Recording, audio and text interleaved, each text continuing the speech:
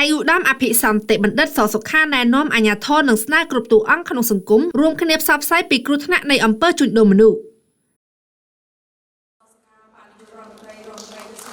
អាយុដំអភិសន្តិបណ្ឌិតសសុខាឧបនាយករដ្ឋមន្ត្រីក្រសួងមហាផ្ទៃនិងជាប្រធានគណៈកម្មាធិការជាតិប្រយុទ្ធប្រឆាំងអំពើជួញដូរមនុស្សបានមានប្រសាសន៍ណែនាំនិងជំរុញឲ្យគណៈកម្មាធិការជាតិប្រយុទ្ធប្រឆាំងអំពើជួញដូរមនុស្សអាជ្ញាធរមូលដ្ឋាននិងគ្រប់តួអង្គក្នុងសង្គមរួមគ្នាបង្កើតការផ្សព្វផ្សាយនិងអប់រំតាមគ្រប់មធ្យោបាយឲ្យបានទូលំទូលាយដល់ប្រជាពលរដ្ឋអំពីគ្រោះថ្នាក់នៃអំពើជួញដូរមនុស្សសារជំរុញនឹងណែនាំបានធ្វើឡើងបន្ទាប់ពីប្រមុខក្រសួងមហាផ្ទៃបានគូបញ្ជាក់ថាពីមួយថ្ងៃទៅមួយថ្ងៃក្រុមជនល្មើសទាំងក្នុងនិងក្រៅប្រទេសបានបន្តប្រើល្បិចកលបោកបញ្ឆោតនិងអូសទាញមនុស្សតាមវិធីសាស្ត្រគ្រប់ស្នៀតនិងគ្រប់មធ្យោបាយក្រោមរូបភាពនាំទៅរៀបការជាមួយស្វាមីជាជនបរទេសមានបានឬរកការងារមានប្រាក់ខែខ្ពស់ជាដើម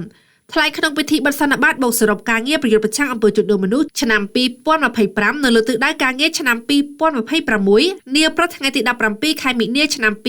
2026នៅទីស្តីការក្រសួងមហាផ្ទៃអាយុដំអភិសន្តិបណ្ឌិតបានសង្កត់ធ្ងន់ថាគ្រប់គ្នាក្នុងសង្គមត្រូវតែមានទំនួលខុសត្រូវរួមចំណែកដោះស្រាយបញ្ហានេះជាមួយរាជរដ្ឋាភិបាលក្រសួងស្ថាប័ននិងអាជ្ញាធរបើតាមអាយុដំអភិសន្តិបណ្ឌិតក្នុងឆ្នាំកន្លងទៅនេះក្រោមការដឹកនាំដ៏ម៉ឺងម៉ាត់របស់សម្ដេចមហាបវរធិបតីហ៊ុនម៉ាណែតនាយករដ្ឋមន្ត្រីនៃកម្ពុជាសមត្ថកិច្ចពាក់ព័ន្ធគ្រប់មូលដ្ឋានបានវាយលុកនិងបង្ក្រាបសម្បុកបទល្មើសទាំងបទល្មើសប្រពៃណីនិងមិនប្រពៃណីជាច្រើនករណីក្នុងនោះបទល្មើសជួញដូរមនុស្សត្រូវបានបង្ក្រាបទន្ទឹមគ្នានឹងប្រសិទ្ធភាពនៃយុទ្ធនាការបោះសម្អាតបទល្មើសឆ្លងដែនរួមទាំងអំពើឆបោកតាមប្រព័ន្ធបច្ចេកវិទ្យាយោងតាមរបាយការណ៍លោកជំទាវជូប៊ុនអេងរដ្ឋលេខាធិការក្រសួងមហាផ្ទៃនិងជាអនុប្រធានអចិន្ត្រៃយ៍កោជបជក្នុងឆ្នាំ2025បទល្មើសជួញដូរមនុស្សជាពិសេសអំពើធ្វើអាជីវកម្មផ្លូវភេទមានចំនួន272ករណីក្នុងនោះអំពើជួញដូរមនុស្សមាន128ករណីឃាត់ខ្លួនជនសង្ស័យ209នាក់មានជនរងគ្រោះ609នាក់អនិច្ចជនសរុប60នាក់